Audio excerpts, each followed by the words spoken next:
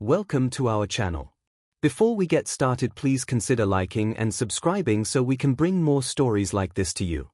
Homecoming.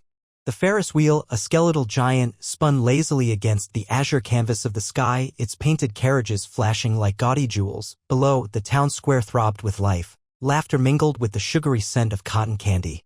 The rhythmic thud of the ring toss and the cheerful bellow of the carnival barker. Streamers, the colors of a summer sunset, danced in the gentle breeze, strung between the oak trees that had witnessed generations of this annual celebration. This was Harmony Creek's Hospital Day, a tradition as old as the hospital itself, a celebration of community and healing. Jason leaned against the makeshift stage, its plywood boards already scuffed from the morning's clogging performance. He watched a gaggle of children chase pigeons across the cobblestones, their squeals echoing in the crisp air. He wasn't particularly fond of crowds, but he appreciated the normalcy, the shared sense of belonging that permeated Harmony Creek. He'd spent too long without it. His hands, calloused and strong, ran over the smooth, unfinished wood of a birdhouse he'd been commissioned to build for Mrs. Gable, the town librarian. It was simple, functional, crafted with the same care he poured into every project, big or small. Carpenter. That's what he was now, a far cry from what he used to be. He noticed Evelyn Reed, the hospital administrator, navigating the throng with practiced ease. Her auburn hair was pulled back in a practical braid, and her smile, usually bright and welcoming, seemed strained around the edges. She was talking animatedly to a man in a suit, her hands gesturing emphatically. Something was bothering her. Across the square, partially obscured by the swirling mass of people and the vibrant chaos of the fair, Marcus Thorne watched. He stood in the shadowed doorway of the abandoned bakery, a ghost in the sunlight. He observed Jason, the object of his carefully constructed obsession, with a cold, clinical detachment. He saw the easy smile, the relaxed posture, the ordinary life Jason had carved for himself. It was an affront. Thorne adjusted the strap of the messenger bag slung across his shoulder. Inside, nestled amongst tools and wiring, was the device he'd meticulously assembled. A symphony of circuits and timers designed to deliver a devastating crescendo. Harmony Creek would soon learn that its idyllic facade was a lie, that beneath the surface darkness festered. And Jason Statham would pay for his transgressions. He slipped from the doorway and melted into the crowd, a shadow among shadows. He moved with purpose, his gaze fixed on the hospital, its brick facade a stark contrast to the festive atmosphere of the square. He knew the electrical system intimately. He'd spent weeks studying the blueprints, anticipating every contingency. The main substation, tucked away in the basement, was his target. Inside the hospital, the air hummed with the quiet efficiency of a well-oiled machine. Nurses bustled through the corridors, their footsteps muffled by the linoleum floors. Doctors conferred in hushed tones near the nurses' station. The aroma of antiseptic mingled with the faintest hint of bleach. This was Evelyn's domain, a place of healing, of hope. A place she had dedicated her life to building. She excused herself from the conversation with the suit-clad insurance adjuster, a knot of unease tightening in her stomach.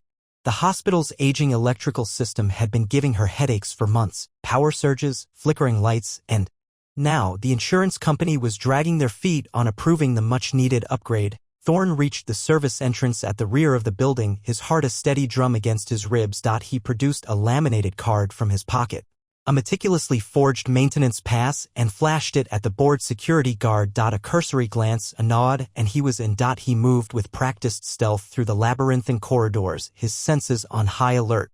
Down in the basement, the air was thick with the smell of dust and ozone. The substation, a chaotic tangle of wires and humming transformers, was a stark contrast to the sterile order of the hospital above. Thorne set down his bag, his movements precise and deliberate. He worked quickly, efficiently, his fingers dancing over the wires, connecting, splicing, and setting the timer. He placed the device carefully against the main transformer, its metallic surface cold against his skin. He set the timer for 4 p.m., precisely when the community fair would be at its peak. The maximum amount of pain and suffering would be achieved. Back in the square, Jason watched Evelyn approach him, her brow furrowed with worry.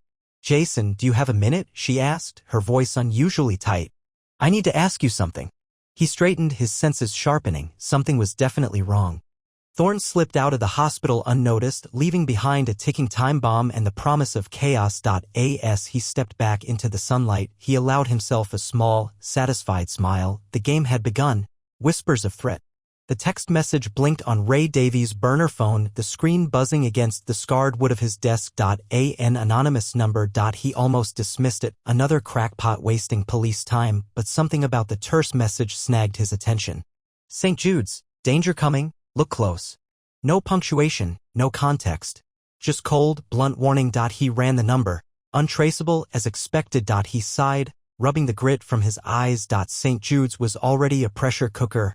Budget cuts were biting hard, staff were overworked, and the local news was sniffing around a cluster of post-operative infections. Danger coming could mean anything from a lawsuit to a damn flu outbreak, but the tightness in his gut wouldn't let it go. He pocketed the phone and headed out. Jason found Evelyn Reed hunched over a blueprint in her cramped office. The fluorescent lights casting harsh shadows on her face. She looked like she hadn't slept in days. "Evelyn," Jason said softly, rapping on the open doorway. "You all right?" She jumped, nearly knocking over a half-empty coffee cup. "Jason, God, you scared me. And no, I'm not all right. The electrical system is a mess. It's outdated, patched together with chewing gum and prayer. We're constantly on the verge of a blackout, and now." She trailed off, rubbing her temples. "There's this tension. The nurses are at each other's throats, the doctors are sniping, and everyone's blaming everyone else for the cost-cutting measures. It's like a powder keg waiting for a spark." Jason nodded, his gaze sweeping the room, taking in the overflowing in-tray, the scribbled notes plastered across her monitor, the sheer exhaustion radiating from her. "I can see that. Anything specific happened today?" Evelyn hesitated. "Just little things. A misplaced medication order, a shouting match in the cafeteria. Petty stuff, but it's relentless. It feels orchestrated somehow." "Orchestrated?" Jason prompted. "I don't know," she admitted, throwing her hands up in the air. "Maybe I'm just paranoid. This whole situation is making me jumpy." Later, over a lukewarm coffee in the hospital cafeteria, Jason found Ray staring blankly at a half-eaten sandwich. "Something on your mind, Detective?" Jason asked, sliding into the booth opposite him. Ray startled, then ran a hand through his already disheveled hair. "Anonymous tip, threat to the hospital, vague as hell, probably nothing." He pulled out the burner phone and showed Jason the message. Jason took the phone, his eyes narrowed, studying the text. He wasn't a cop, but he had a knack for seeing patterns others missed, honed from years spent navigating the shadows. "Look close," he murmured, tapping the screen. "That's not a generic warning. That's specific. It's telling you to look beyond the obvious." Ray frowned. "Obvious like what? The budget cuts, the staff infighting, the damn infections?" "Exactly," Jason said, handing back the phone. "Think about it.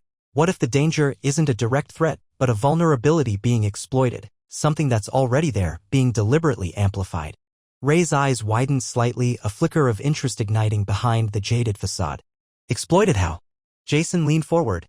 "Evelyn mentioned the electrical system. If someone wanted to cause chaos, create a panic, maybe even something worse, targeting the power grid would be a good place to start, especially if it's already fragile." Ray sat up straighter, the half-eaten sandwich forgotten. "The power grid? You think someone's deliberately trying to destabilize the hospital?" "I think you should check the security logs, maintenance records, anything that might indicate tampering or unusual activity," Jason said, his voice low and urgent. "Look for the catalyst, the thing that turns a bad situation into a disaster." He paused, his gaze hardening. "Because someone is definitely trying to turn the screws." Ray stared at him, a new sense of purpose hardening his features. "Damn," he muttered, grabbing his jacket. "I owe you one, Statham." He was already halfway out of the cafeteria before Jason could respond. The weight of the situation settled heavily on Jason's shoulders. He only hoped they weren't already too late. The blueprint of fear. The door swung inward with a protesting groan, revealing a cramped, windowless room smelling of dust and stale coffee. Ray held it open, his face etched with a mixture of apprehension and resignation. "Property management's office. Don't touch anything," he warned, his voice barely a whisper. Jason ignored him, stepping inside and immediately scanning the chaotic piles of documents and the antiquated blueprint cabinet dominating one wall. "Show me the hospital schematics." Ray sighed, running a hand through his already disheveled hair. "I'm going to regret this. I really am." But he moved to the cabinet, fumbling with the latch. The cabinet clunked open, revealing rows of rolled-up blueprints, meticulously labeled. Ray pulled out a thick roll marked St. Jude's as built level 3. Unfurling the blueprint on a large drafting table, Jason's eyes narrowed, the fluorescent lights reflecting in their depths. Ray watched him, a knot of anxiety tightening in his stomach. Jason moved with an unsettling familiarity, his fingers tracing the lines of corridors, patient rooms, and utility shafts. He was like a predator studying its prey, assessing weaknesses, mapping escape routes. Security cameras, Jason muttered, pointing to tiny circles marked with a blind spots here, and potential coverage gaps in the maternity ward. Pathetic. He moved onto a separate, laminated sheet detailing the hospital's security protocols, his lips curling in a silent sneer. Motion sensors on the perimeter but outdated. Infrared sensors inside easily bypassed. Standard fare. Bypassed how? Ray asked, unable to keep the question in. Jason didn't answer directly. Instead, he pointed to the HVAC system layout. Air vents. Unfiltered access to almost every room. The entire hospital is one big, interconnected lung. Ray swallowed hard. He was a detective, used to crime scenes. But this was different. This was a systematic dissection of vulnerability, a roadmap for disaster. Suddenly, a memory flickered in Jason's eyes at a sterile white room, the acrid smell of burnt circuits filling the air, sweat dripping down his face as he delicately snipped a red wire, the fate of dozens resting on his steady hand. A digital timer screamed in his ears, counting down the seconds to oblivion. He blinked, the present, snapping back into focus. He was younger then, much younger, cockier. St. Jude's has backup generators, located in the basement.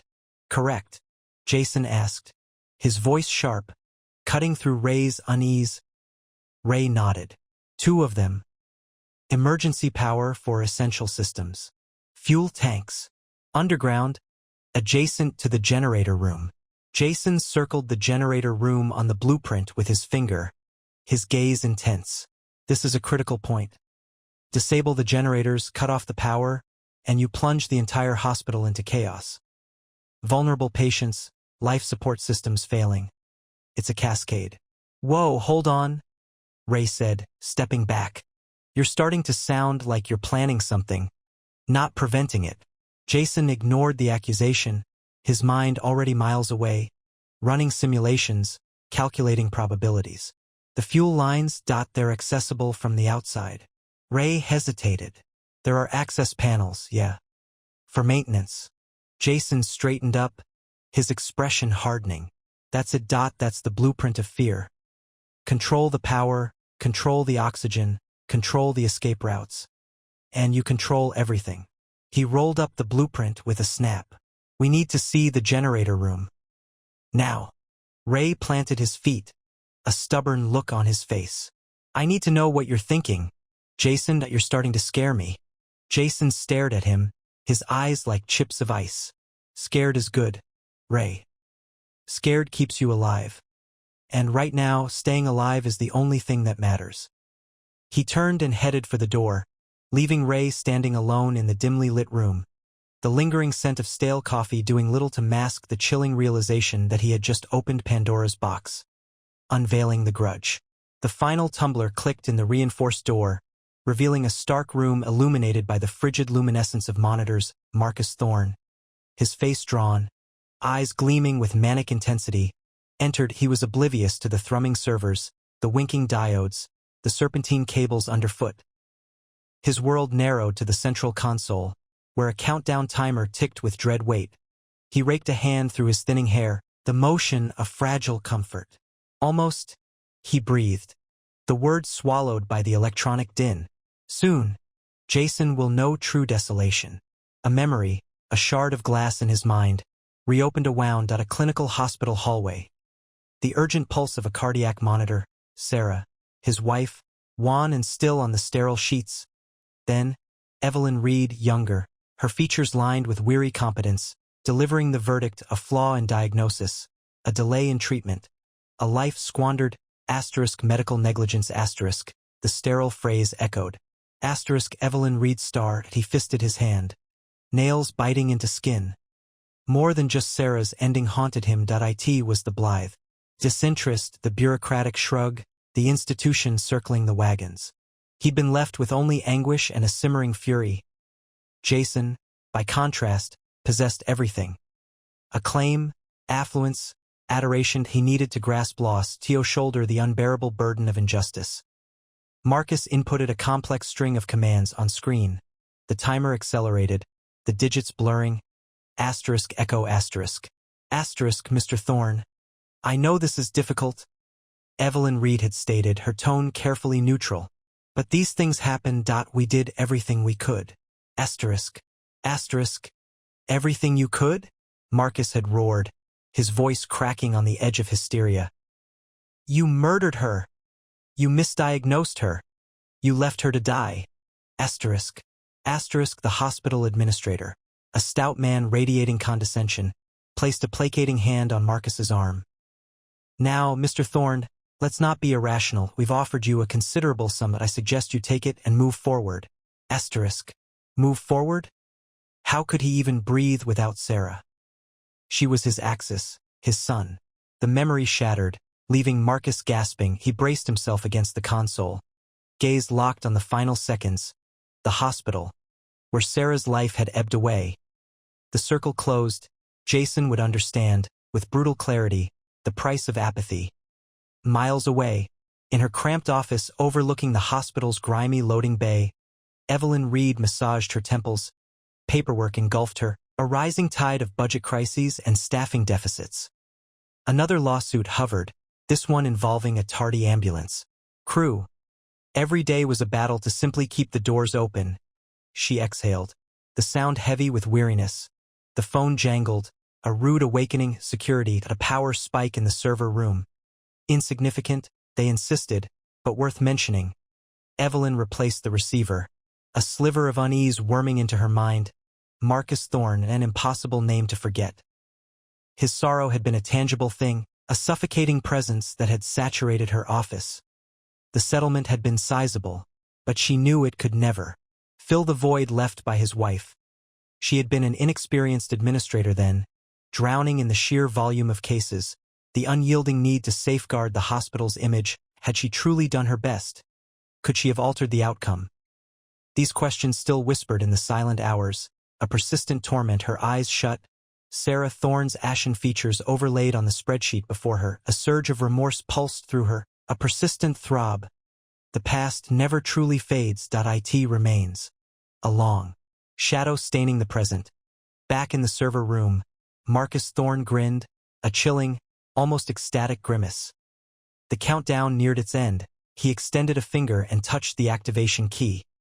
A single word materialized on the screen. Active, ticking clock. The fluorescent lights of the hospital basement hummed, casting a sickly green glow on the maze of pipes and wires. Jason, hunched over a schematic of the central power grid, traced the lines with a calloused finger. The blueprints were smudged, decades old, but the principle remained the same. Everything flowed through this room, he muttered. Redundant systems, fail-safes, but not foolproof. Ray's voice crackled through his comms. Anything, Jason? People are starting to freak out upstairs. Reed's doing her best. But I found it, Jason said, his voice grim. Substation Delta 9, it's nestled right in the heart of the grid. Detonated there, it'll knock out power to the entire facility, including life support.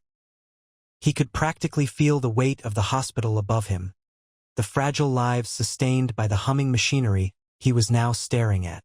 Delta 9, Ray repeated, the static momentarily obscuring his words.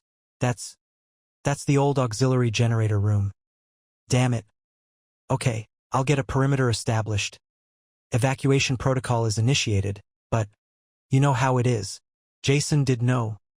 Chaos. Fear. Resistance. Tell them to prioritize critical care units. NICU, ICU, surgical wards. Evelyn Reed was a whirlwind of controlled panic. Her usually pristine white coat was rumpled, her carefully coiffed hair slightly askew. She barked orders into her phone, her voice tight. Code red. Repeat. Code red. Initiate evacuation procedures.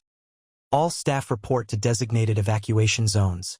Ray found her near the main entrance, trying to direct the flow of patients and visitors. Reed, we need to move faster. We don't have much time. She rounded on him, her eyes flashing. Where do you think I've been, detective? Some people are refusing to leave. They think this is some kind of drill. I'll get some officers to assist. We need to be firm. But keep it calm. Panic will only make things worse. Ray watched as a nurse argued with an elderly man in a wheelchair, stubbornly refusing to budge. He sighed. This was going to be a long hour. Back in the basement, Jason stared at the steel door leading to substation Delta-9. It was reinforced, designed to withstand surges, not explosives. He pulled out a small, specialized toolkit from his bag. The air hung thick with the metallic tang of electricity and the musty odor of disuse. He could feel the clock ticking down, each second a hammer blow against his resolve. He ran a diagnostic scan on the door's locking mechanism. Old tech, but reliable. Brute force wouldn't work. He needed finesse. He inserted a tension wrench, his fingers moving with practiced precision. The tumblers clicked softly, one by one. He had to be quick, but not reckless. One wrong move could set off the device. Ray's voice, strained, filled his ears again. Jason, we're having trouble with the NICU. Parents are hysterical, refusing to let their newborns be moved. I'm almost in, Jason replied, his focus unwavering. Keep them contained. I'll handle this. He felt a bead of sweat trickle down his temple. He could hear the faint hum of the bomb now, a malevolent lullaby emanating from the other side of the door. With a final click, the lock disengaged. He took a deep breath, steeling himself. He didn't know what he'd find inside, but he knew one thing. He was the only thing standing between this hospital and oblivion. He pushed the door open and stepped into the darkness. Labyrinth of traps. The flickering fluorescent lights of the hospital sub-basement cast long, skeletal shadows. Jason moved like a ghost, each footfall measured, each breath controlled. Marcus had left a calling card. A tripwire, almost invisible against the concrete floor, connected to what looked like a repurposed fire extinguisher. He recognized the telltale glint of piano wire. Marcus was getting creative. He carefully knelt, pulling a slim lock-pick set from his jacket. This wasn't about speed. It was about precision. The mechanism was crude, likely designed to detonate the extinguisher's contents, a cloud of choking chemicals. If disturbed improperly, sweat beaded on his forehead as he worked, the silence amplifying the frantic thump of his heart. A soft click. He severed the wire. Showtime? He muttered, standing. He continued deeper, the air growing colder, heavier with the metallic tang of machinery. He rounded a corner and stopped dead. A laser grid crisscrossed the hallway, the crimson beams painting a deadly dance. Not simple pressure sensors, these motion detectors, likely linked to an alarm system he'd have to get through without breaking a single beam. Jason took a deep breath, relaxing into the flow. He began to move. A fluid ballet of dips, rolls, and stretches. His body a living shadow navigating the impossible geometry. Years of training, honed on the streets and in forgotten corners of the world, paid off. He reached the other side unscathed, a thin sheen of perspiration coating his skin. Then the door at the end of the hall hissed open, revealing two figures silhouetted against the brighter light within. They were big, built like brick houses, and armed with tasers crackling with lethal energy. Thorne sends his regards. One of them grunted, stepping forward. Jason didn't bother with words. He exploded into motion, closing the distance in a blur. The first henchman swung his taser, but Jason deflected it with a hardened forearm, the electric shock barely registering. He grabbed the man's wrist, twisting with brutal efficiency, and disarmed him. The taser clattered to the floor. He followed up with a sharp kick to the knee, sending the man crashing down, clutching his leg in agony. The second henchman lunged, roaring, but Jason was already moving. He ducked under the clumsy swing, delivering a series of rapid punches to the man's solar plexus. The man doubled over, gasping for air. Jason finished him with a swift uppercut to the jaw, sending him sprawling unconscious against the wall. He stood over the fallen men, chest heaving. They weren't highly trained, just muscle. But there would be more. He needed information. He knelt beside the first henchman, the one with the broken knee. Where is Thorne? Jason's voice was low, dangerous. The man spat on the floor. Go to hell. Jason pressed down on the injured knee, eliciting a strangled cry. I'm already there. Tell me. Now. The man's face contorted in pain. Server room. Top floor. He's got something planned. What's something? Said he's going to burn it all down. Everything. The man's voice was a ragged whisper, fear finally replacing defiance. How? Jason demanded, his grip tightening. Some kind of virus. Something he uploaded, he said. Said it would hit the whole system, lock everything down. Then he'd do the rest. Jason released the man's knee, standing abruptly. A virus. The entire hospital system compromised. That meant everything. Life support, security, communications. Marcus wasn't just seeking revenge. He was unleashing chaos. Thank you for your cooperation, Jason said, his voice devoid of warmth. He left the man groaning on the floor, a cold dread settling in his stomach. The server room. He had to get there, and fast. Mind games. Abrasive noise lacerated the hospital airwaves, briefly eclipsing the strident shriek of the fire alarm. Then, a voice, polished yet laced with menace, echoed through the halls. Jason, playing possum in your familiar haunt? How utterly predictable. Jason's jaw hardened, his grip tightening around the length of pipe wrenched from a maintenance alcove. Marcus, inevitable. The server room remained a disorienting spectacle of flashing LEDs and whirring hardware, the air biting with the acrid scent of ozone. I know you're listening, Jason. Remember Sarah? The lilt of her laughter? Her tuneless humming each morning? A vibrant life, extinguished with such ease. Mockful grief coated the speaker's words. All thanks to you. To your absence, to your preference for the shadows over her light. Jason blocked him out, zeroing in on the serpentine tangle of cables blanketing the floor. He had to pinpoint the source, the epicenter. Time bled away with each passing breath. Don't feign deafness, Jason. Everything is interwoven. You comprehend? My anguish, your culpability. This spectacle. A full-bodied composition of repercussions. And you, dear friend, are orchestrating the final movement. A slick of sweat formed on Jason's brow. He felt the insidious tendrils of Marcus's words. Seeking to erode his resolve, he fought them back, conjuring Sarah's image, not as some wraith, but alive. Radiant, brimming with joy. Remorse was a burden he couldn't bear. On the third floor, meanwhile, Evelyn struggled with Mrs. Henderson, a delicate woman digging in, resisting relocation. Just a precaution, love, Evelyn soothed, her tone laced with effort but kind. We need to ensure everyone's well-being.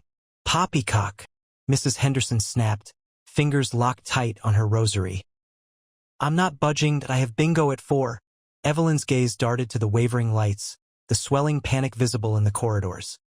This was no drill. The clock was ticking. Mrs. Henderson, please. I promise, if everything is safe, I'll personally guide you back for bingo, but we must move now. The woman remained resolutely rooted. Evelyn made an instant calculation. She couldn't compel her, couldn't risk injuring her. All right, she relented, gentling her voice. How about we just pop down the hallway and see what all the commotion is about? If it's nothing, we can come right back. With a begrudging shuffle, Mrs. Henderson allowed herself to be steered toward the stairwell, grumbling about the interruption. Evelyn exhaled silently, secure in the knowledge that movement was safer than stagnation. Back in the server room, the PA system sputtered to life. Still mute, Jason? Disappointing that I anticipated at least a pro forma denial of your part in this. But then, silence has always been your most potent defense, hasn't it? Lurking in the background, allowing others to shoulder the blame. Jason followed a cable's path to a junction box crackling with latent threat. He identified a small, meticulously placed device nestled within the wires, its countdown display shrinking with implacable precision. This isn't about Sarah, Marcus. Jason finally spoke, his voice taut with restrained force. This is about your own perversion. The debased pleasure you extract from inflicting pain. A mirthless laugh reverberated from the speakers. Oh, Jason, you wound me with your simplistic views that IT is about retribution, about ensuring you comprehend the ramifications of your actions, and speaking of actions. The voice lingered, a sinister undertone threading through the static. Ray Davies is on his way up, isn't he? So eager to play the valiant rescuer. A terrible shame if something unfortunate were to befall him.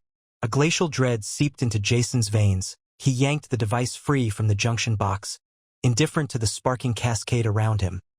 The display showed 2 minutes, 37 seconds. He needed to evacuate this bomb. He needed to protect Ray. Yet Marcus hadn't exhausted his repertoire. Tick-tock, Jason.tick-tock. The minutes are dwindling, and the performance has only just commenced. Code of silence. The server room throbbed, a mechanical symphony of cooling fans and the frantic chirping from the device at its core. Kneeling before the contraption, Jason surveyed the chaotic nest of wires and defunct servers. The LED readout glared. 00:14:37.14 minutes. A meager offering that Marcus's voice, amplified and distorted, assaulted the stagnant air. Impressed with my creation, Jason? Elegant, wouldn't you agree? Pity it has to end like this. Jason tuned him out, his focus absolute. This wasn't some off-the-shelf explosive. Instead, a cryptic array of symbols pulsed beneath a shatterproof screen. He recognized a warped echo of the Shadow Navigator protocols, tainted by Marcus's touch. The man had been a diligent student. He extended a hand, his fingertips ghosting over the panel. The air shimmered with latent power. What's your endgame, Marcus? You know perfectly well, Jason. You always did. Retribution, plain and simple, that a life balanced against infrastructure. Poetic justice, wouldn't you say? A glacial calm underscored each word. Jason slammed the door on his voice, forcing himself to draw breath. The glyphs danced before his eyes. He squeezed them shut, and a different vision ignited Sergeant Miller, his drill instructor, bellowing under a merciless sun. Statham. You're not wrestling with destruction. You're deciphering a riddle. Every connection, every component. A vital clue. Trust your gut. Trust your training. And banish the panic. He pictured Miller's craggy face, the unwavering resolve in his gaze. Miller had forged him in the crucible, teaching him to defuse not only bombs, but the encroaching dread that threatened to paralyze him. Jason's eyes snapped open. He saw the symbols anew, not as random noise, but as a language of desperation. Marcus wasn't just seeking vengeance. He was howling, imprisoned by his grief. His fingers danced, tapping the symbols in a pattern that resonated with both familiarity and strangeness. Display sputtered, replaced momentarily by a string of numerals. The Fibonacci sequence intertwined with a Caesar cipher, almost simplistic. So predictable, Marcus, Jason murmured, his voice a low rumble. You fancy yourself a mastermind, but you're merely regurgitating old pain. Shut your mouth, Statham. You can't win. Marcus's voice lost its edge, fracturing under the weight of anxiety. Jason accelerated, his fingers blurring across the panel. The countdown clawed downward. 00:08:12. He fed in the deciphered sequence, his pulse a frantic drumbeat. The screen blazed crimson, then settled on a new command. Release. Beneath it, a pressure plate to complete the disarm. He needed to maintain constant pressure while simultaneously overriding the magnetic lock. A classic trap, he knew it. Yet he had no alternative. He pressed his palm against the sensor, feeling the frigid metal against his skin. With his other hand, he groped for the magnetic lock override. The timer shrunk. 3 minutes and 47 seconds.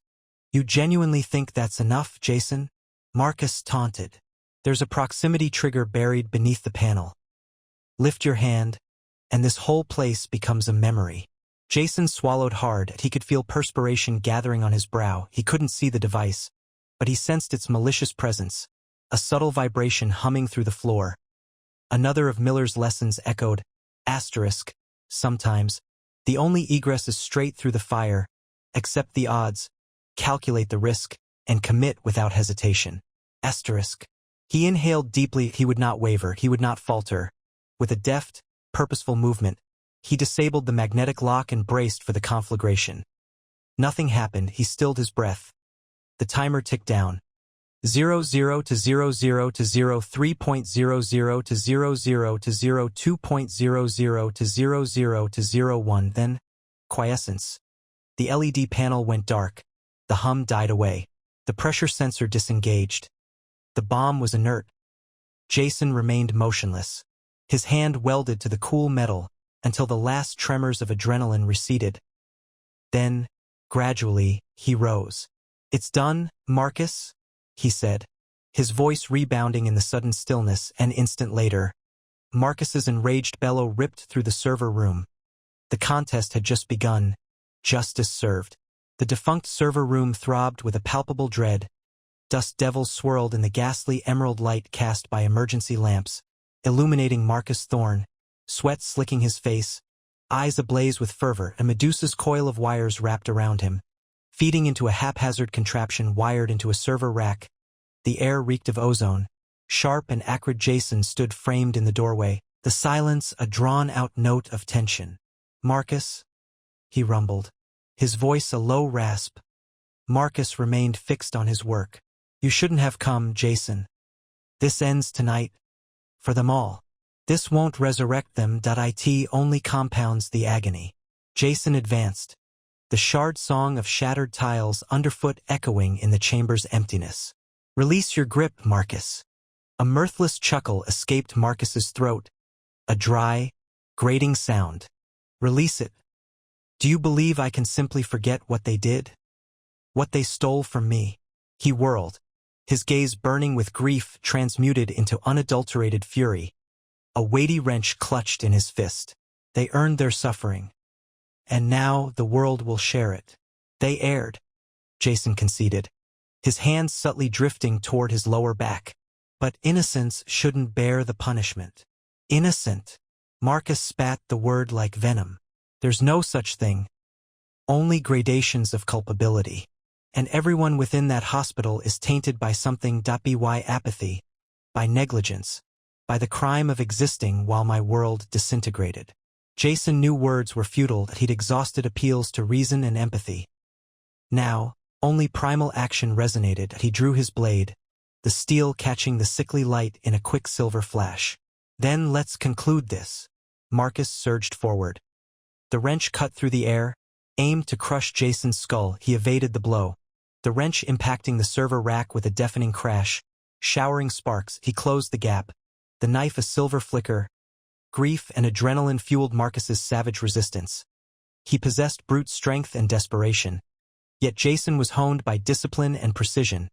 He'd weathered far more perilous storms. The brawl unfolded with raw intensity, a chaotic ballet of desperate strikes and pained grunts. Jason deflected the wrench's assault repeatedly, the impacts jarring his arm. A sharp pain lanced through his ribs as the wrench found its mark. But he ignored it, locked into the fight's rhythm, attuned to the subtle shifts in Marcus's posture. He perceived a window, a fleeting moment of faltering, and seized his chance with a rapid, brutal maneuver. He wrested the wrench from Marcus's grasp, sending it clattering across the floor. Before Marcus could react, Jason slammed him against the server rack, the metal protesting with a groan. He pressed the knife to Marcus's throat, its point a whisper against his skin. "It's over, Marcus." Jason ground out, his voice laced with strain. "Don't force my hand." The fight ebbed from Marcus, leaving a hollowed-out husk. His eyes wavered, the rage receding, replaced by a profound and desolate ache. "Go ahead," he rasped, his voice barely audible. "End it." Jason hesitated, feeling the tremor racking Marcus's frame, the crushing weight of his sorrow. He sensed the seductive pull of the abyss that had swallowed him whole. But he was not a killer, not anymore. He lowered the knife. "I won't kill you, Marcus. But you will answer for what you've done." Sirens screamed in the distance, their wail growing steadily louder. Ray and his team were arriving. Jason stepped back, allowing Marcus to slump to the floor, a broken man amid the ruins of his own creation. Ray stormed into the room, pistol raised, trailed by a cohort of officers. He surveyed the scene. Jason towering over a defeated Marcus, the makeshift bomb strapped to the server rack, and lowered his weapon. "Jason," he said, his voice a blend of relief and weariness. "You all right?" Jason nodded, wincing as he probed his ribs. "Never better, Ray. Never better." He glanced at Marcus, slumped against the server rack, his face buried in his hands. "He's all yours now." Evelyn Reed, her complexion wan but her resolve firm, supervised the final phases of the evacuation. She'd encountered resistance from a few headstrong patients, yet most grasped the severity as the last ambulance departed. A tidal wave of fatigue engulfed her later. After the bomb squad had neutralized the device and the hospital was declared secure, Jason found solace in his carpentry workshop, the fragrance of sawdust and timber a soothing balm to his jangled senses. He traced his hand over the satiny surface of a half-finished table, the wood substantial and reassuring beneath his touch. He retrieved a chisel, its familiar heft grounding him. The city's clamor receded into the periphery, supplanted by the steady tap of the chisel against the wood. He was home, he was safe. And for the first time in what felt like an age, tranquility settled over him. The wounds of the past would endure, but they no longer defined him. He was a craftsman. A survivor. He was Jason Statham. And he was finally at peace.